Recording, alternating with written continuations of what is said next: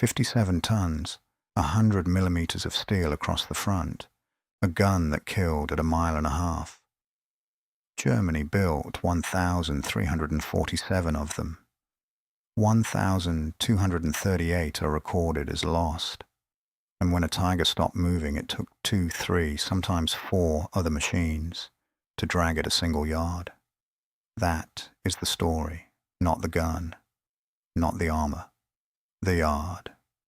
The Tiger has a reputation now, and it is not the one it had in 1943.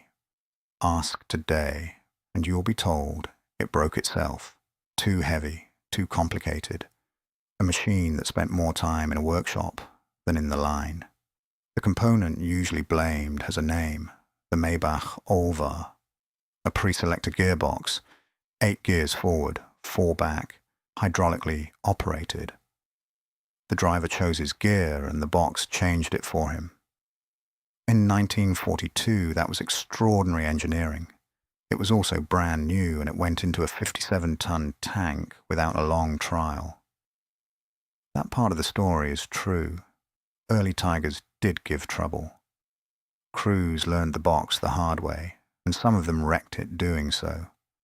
But the gearbox story has a problem. It describes a real failure, just not this tank's. The final drive that destroyed itself in German service belonged to the Panther. It had been simplified. Fewer teeth carrying the load, in a housing too small to enlarge, behind the same 700 horsepower engine, in a tank 11 tons lighter. Germany's own technical office had rejected the stronger design, the one the Tiger kept. The Panther ate itself. The Tiger, mechanically, was ordinary. Which leaves a harder question. If the Tiger broke down no more than anything else Germany fielded, why did so few of them ever come home? Because breaking down was never the problem. Getting the tank back was. Germany's heavy recovery vehicle was the FAMO, 18 tons, the largest half-track the country built in numbers. One of them could tow a Panzer IV. A Tiger needed 2, often 3, sometimes 4, coupled nose to tail in a line, hauling one tank down one road. Towing a Tiger with another Tiger was forbidden. It overheated the towing tank's engine and risked losing both. Crews did it anyway, because the alternative was leaving the vehicle where it stood, and if a track rode up over the sprocket teeth, which Tigers did, it took 2 of them pulling together to break it free. Now the numbers. Of every Tiger recorded lost in the war, 341 went down as immobilised, bogged, or abandoned, 1 in 5, not destroyed, left. In North Africa it is starker still. Only 19% of Tiger losses there were caused by combat. 4 in 5 went another way, the 24th of April, 1943, a hill in northern Tunisia, marked on British maps as .174. The 2nd Battalion of the Sherwood Foresters took it that morning, in the opening of Operation Vulcan, without the tank support they had been promised. They dug in on hard, stony ground. The Germans counterattacked with Tigers. One of the men on that hill was John Oscroft. He was from Sutton in Ashfield. He had joined the Foresters in 1942, out of a job in the hosiery trade. He had the PIAT, a spring-loaded anti-tank weapon fired from the shoulder, effective at about 100 yards if you were brave enough to get there. He was ordered forward. He crawled as close as he dared. He fired. The bomb struck the turret and bounced.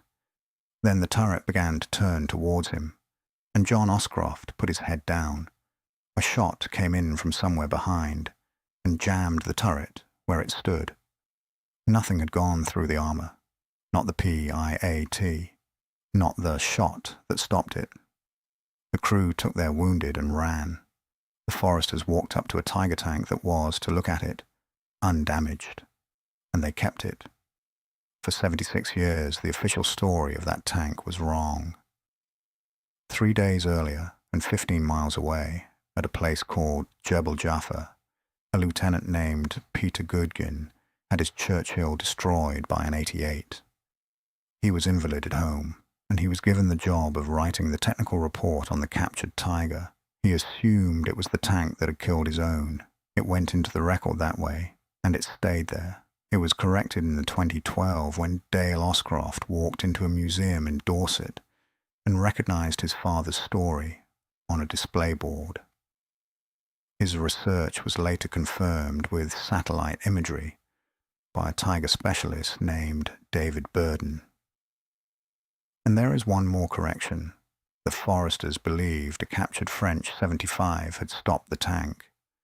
Putty tests on the turret say otherwise. The shot came from a Churchill, firing from well behind them. The men who took that Tiger never knew who had stopped it. John Oscroft went home to Sutton in Ashfield and went back to knitting hosiery. He died in 1982, 30 years before anyone connected his name to that hill. The tank is still here, chassis number 250112. The only Tiger left running anywhere in the world. Nothing ever got through it. Nobody could move it.